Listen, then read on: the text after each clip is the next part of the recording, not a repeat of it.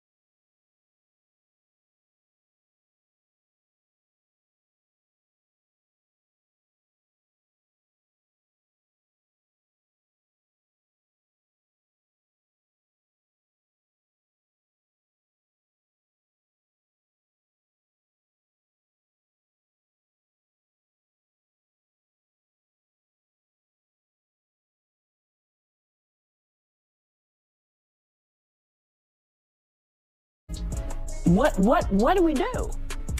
I think we need to find moral clarity, in this country. And I just remember after January 6th, you had someone like Mitch McConnell placing the blame on January 6th where it belonged, squarely on Donald Trump's shoulders. Mm-hmm. And then you started seeing people backtrack that and losing their moral center. You had Condoleezza Rice, I believe, on this very show saying, we need to move on from January 6th. I say no. You don't move on because January 6th was an atrocity. It was one of the worst moments in American history. And when you think about the worst moments in American history, like World War II, things that happened, like the Holocaust, chattel slavery, we need to never forget, because past becomes prologue if you forget any race.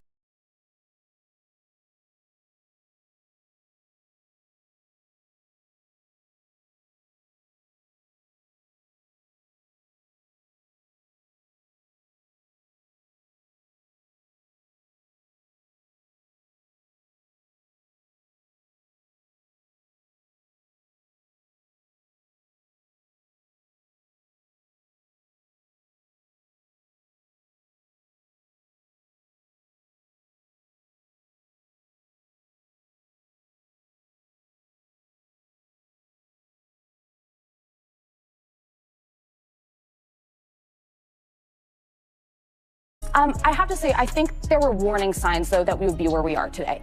And most Americans were not comfortable with January 6th. They thought it was bad. They thought it was awful. But for 4 years, they said, guys, we are hurting. The cost of living is too high. We are concerned about the border. I predicted here 6 months ago, we were careening to Donald Trump's inauguration. People needed to listen that, yes, democracy matters, but if you can't pay your bills, it's hard to care about something as nebulous as democracy. And I think that the warning signs were there. And I say this with due respect to Joe Biden. I didn't disagree with a word he said in that op-ed, but people were saying we have concern about your age. He waited till August and then gave Kamala Harris this runway to run for president. All the warning signs were there. Those Democrats, they had the chance to stop Donald Trump from being inaugurated, and here we are.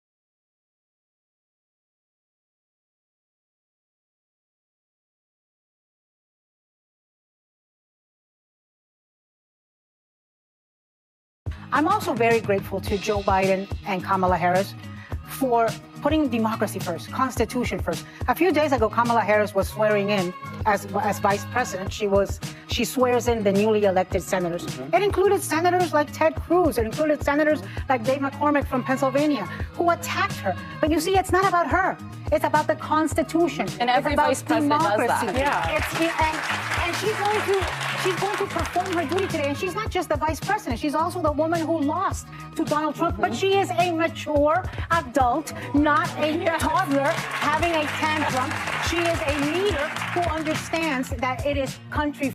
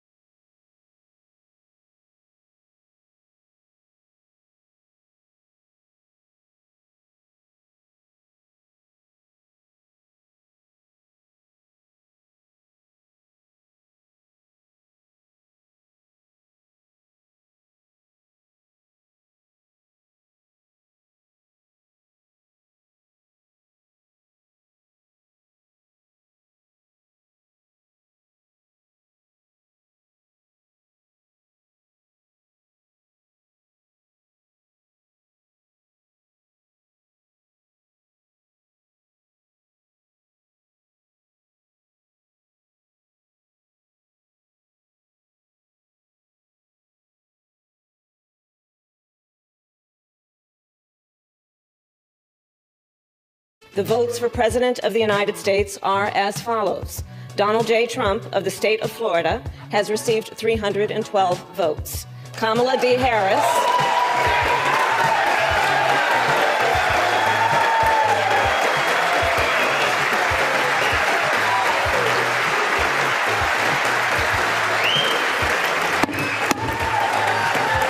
today was obviously a very important day, and it was about what should be the norm and what the American people should be able to take for granted, which is that one of the most important pillars of our democracy is that there will be a peaceful transfer of powers.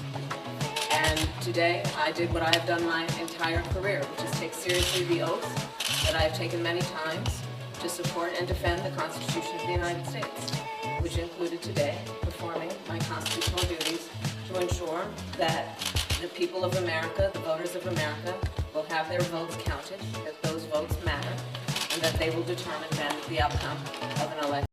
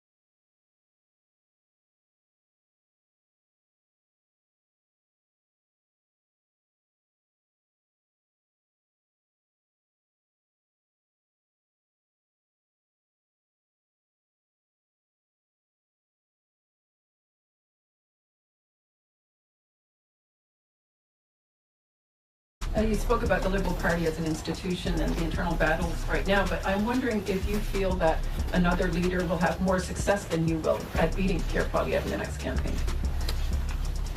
Pierre Poilievre's vision for this country is not the right one for Canadians.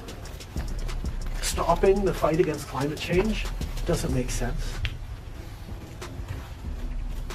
Backing off on the values and strength and diversity that Canada has always worked to pull itself together on is not the right path for the country. Attacking journalists, the CBC institutions, that's not what Canadians need in this moment. We need an ambitious, optimistic view of the future, and Pierre Poilievre is not offering that. And I look forward to the fight as progressives across this country stand up for the kind of vision for a better country that Canadians have always carried, despite the tremendous pressures around the world to think smaller, to veer towards the hard right, and to be less ambitious for what we can be and do as a country when the world really needs Canada.